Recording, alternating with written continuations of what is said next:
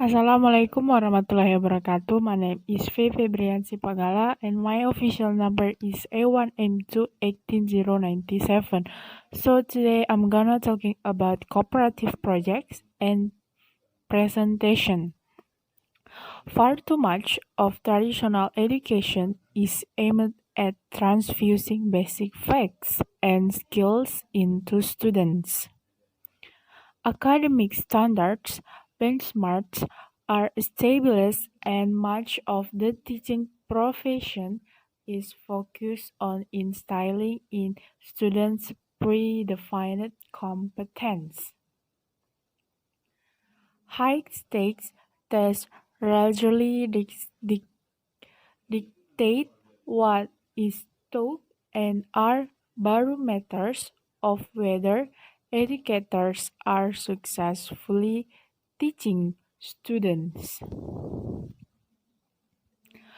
In this transmission model of education, students are viewed are viewed are viewed as empty vessels into which existing knowledge is incrementally poured. In the constructive model, students are not the passive recipients of known facts. As students construct their project, they are simultaneously constructing meaning and understanding. Not only are students' minds engaged, so so too are their hands and bodies as they build their project and practice their presentation. And cooperative projects align instruction with students' natural desire to interact, play, experiment, and create. Next to project principles.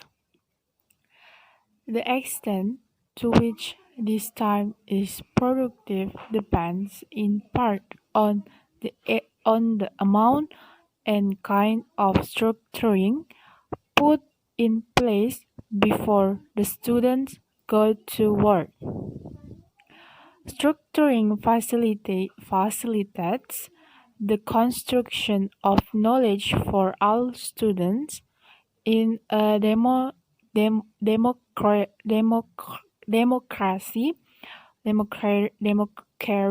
where we have an obligation to equality in education. It is not acceptable for a select group of students to reap benefits at the expense of others.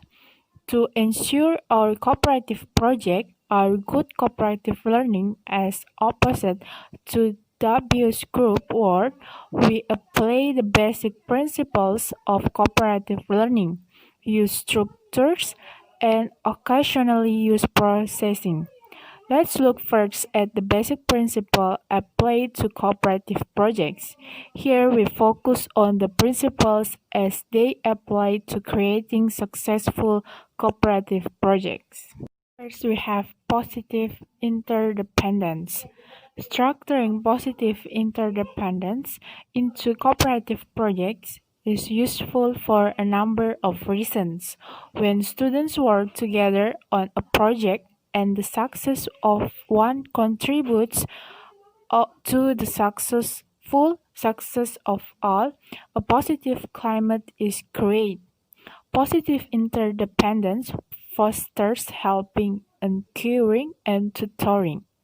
There are a number of ways to promote positive interdependence in project work.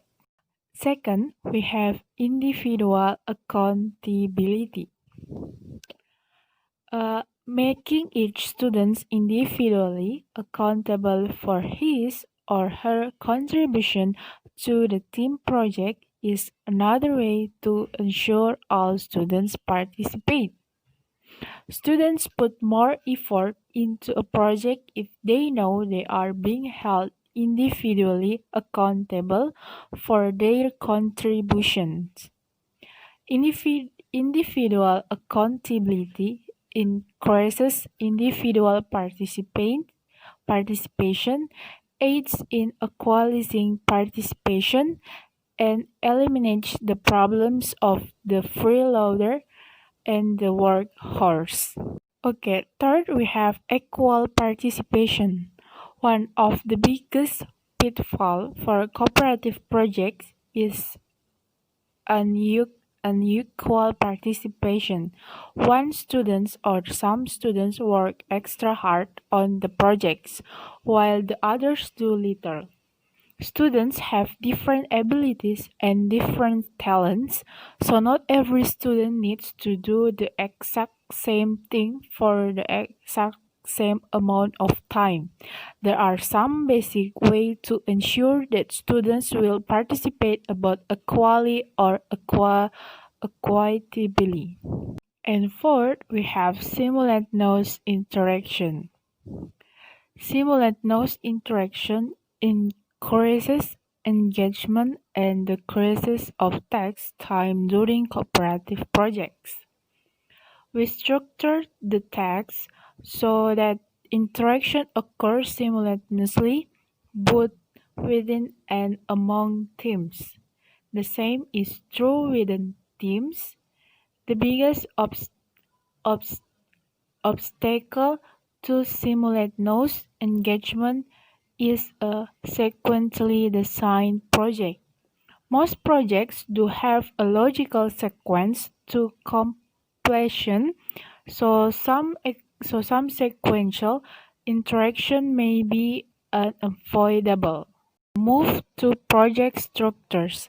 Cooperative projects are among one of the biggest change in the Kagan approach to cooperative learning over the past decade. However, the project designs require considerable teacher planning and substantial block of classroom time. Okay, next to team project. The team project structure developed by Laurie Kagan is a high utility structure ideal for any time a team works together to create a product. The product can be a team book, team art project, team science project, team experiment, team model, team college, even a team performance, anything that can be created or performed by a team. The steps of a team project are very simple. Here the team project steps. First, the teacher announces the team project. Second, the teacher assigns roles and resource access. And the last one is students work in a teams to create the project. And you may have noticed in our discussion or project principles above that roles and resource keep popping up as ways to implement the PIES principles. In developing the structure, Laurie Kagan discovered she could almost always guarantee successful cooperative project if different roles were assigned to each student and each student had sole access to essential research. The teacher does not just say work on this project in your team. This would violate the principles of good cooperative learning. Role assignment. The roles can be the generic cooperative learning roles such as focus keeper and gatekeeper. However, project-specific roles are desirable for many projects. Project-specific roles are, in a sense, assigned division of labor.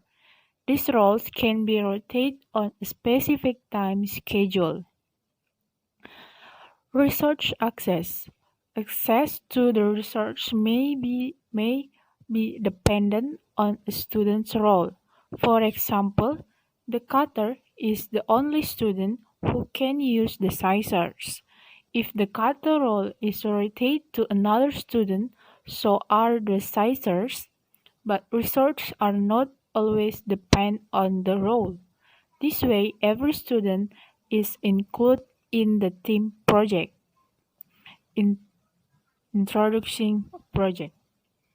To clarify the roles and research for students, you may use T-charts. For the roles, describe or have students generate ideas for what to do and what to say to fulfill each role. For the research, list the materials and who is allowed to use each material. Both the roles and research are put somewhere prominently so each student knows and you can follow what materials he or she is in charge of and or what her what what what he or she is supposed to do.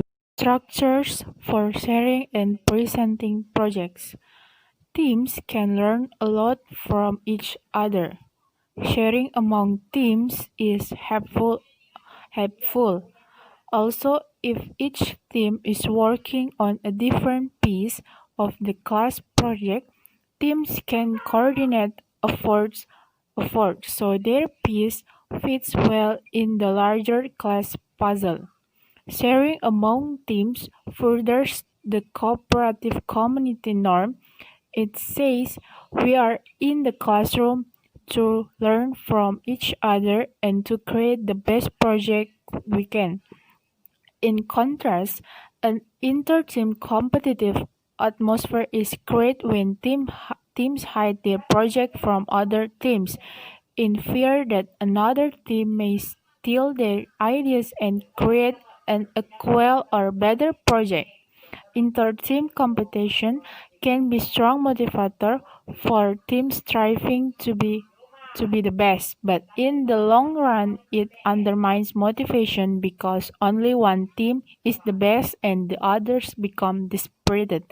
Long-term projects may be worth sharing at all three stages. Okay, next to sharing project plans or before. Here are three structures for teams to share their ideas before they launch into their project. First, we have Teams Post. Teams Post is an easy way for teams to share their plans while taking very little time of text. Each team is assigned a place at the whiteboard. After teams generate ideas, a team representative writes or draws the team's ideas on the whiteboard. Students can see at a glance what other teams are planning. Team whip. The second is team whip. The teacher asks each team to prepare a short statement of their project plans. In turn, one representative from each team stands to share his or her team's plans. And the last one is team stand and share. If each team generates a list of ideas, they can share their ideas using team stand and share. Team stand with their list in hand.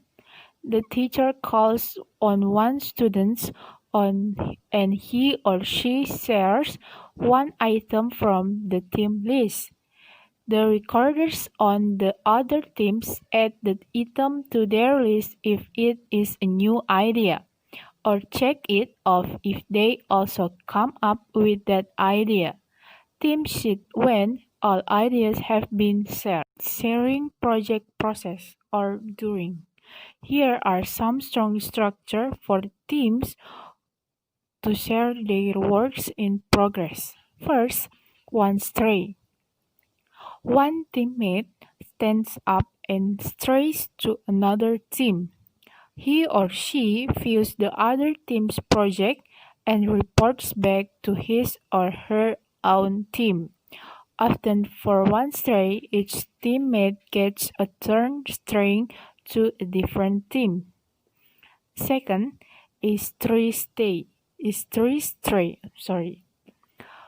Three teammates stand up and ask a group stray to another team.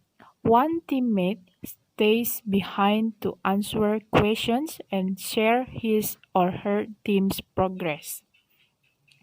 And the last is roofing reporter. The roofing reporter visits other teams and may take notes or make sketch of what he or she learns. When the teacher calls time, roving reporters return to their teams and share the information they get heard. I'm sorry, about the last is not the last, but this is the last is room to room.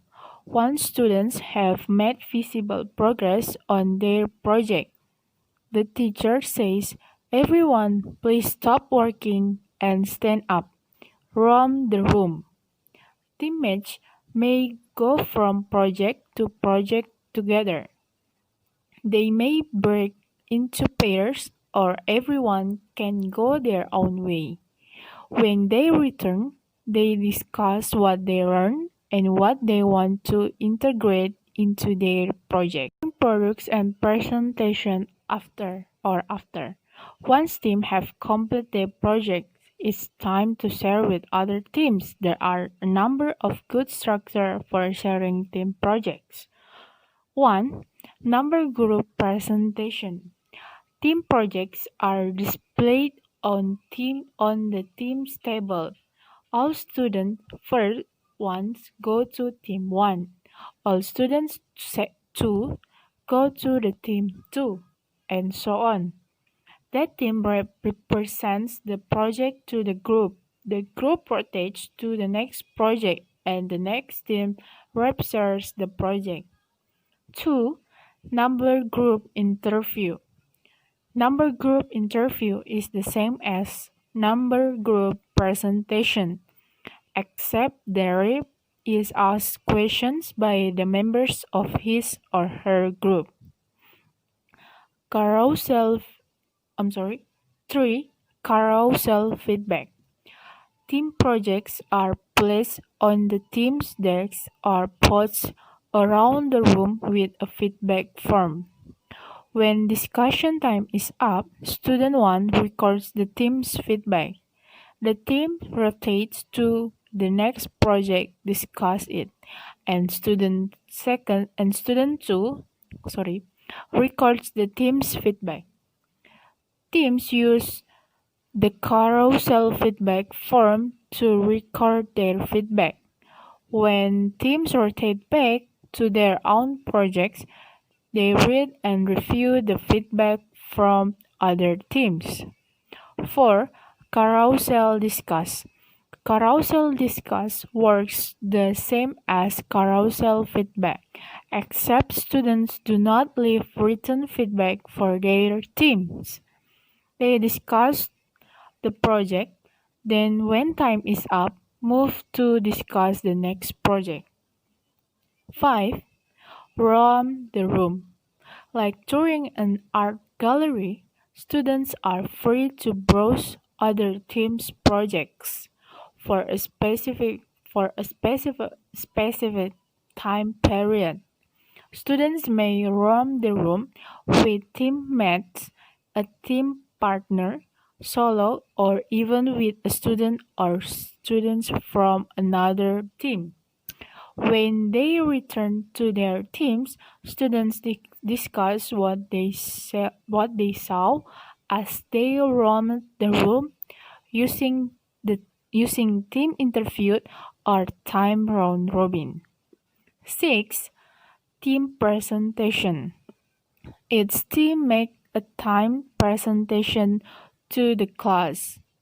An important component of a team presentation is that each teammate plays plays a role in the presentation, and that role students play are equal or equitable. For example, if each team has 4 minutes for their presentation, each student is responsible for sharing for 1 minute, or each student is responsible for a different aspect of the presentation. One way to increase audience engagement is to require teams to actively engage classmates during the presentation. 7. Team to team. Let's say we have an hour to devote to the team presentation. Simulate notes presentation following their improvement session. The teams return to where they gave their presentation. The second round of presentation takes only an additional 14 minutes.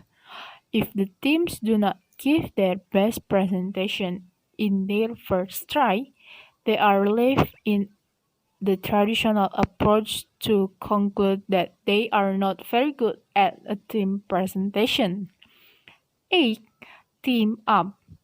Whereas team to team is a formal presentation structure that allows reflection and improvement following an initial presentation. Sometimes we want teams to quickly share something they have made or ideas that they have generated, rather than saying good job or offering other generic praise that can follow any presentation. The visitors positively respond to something that is unique about the presentation. Alternatively, if the teams have something at their desk to share, we have the visitors return to their seats, and the teams that have shared stand and travel to a different team to listen to or see and appreciate what they have created. And the last is planning a team project. The team project planning form is provided to help you plan team projects. For each student, for each student, decide which materials they will be in charge of and which role they will play in the project. If so, decided if they will be based on a time interval or based on the completion of a specific task. Next slide is classic approach to cooperative projects. There are a number of excellent classic cooperative learning methods. Among the classics are some true games for cooperative projects. Okay, next slide is project and presentation feedback and processing. Okay, the first is feedback. Feedback helps students improve their projects and presentations.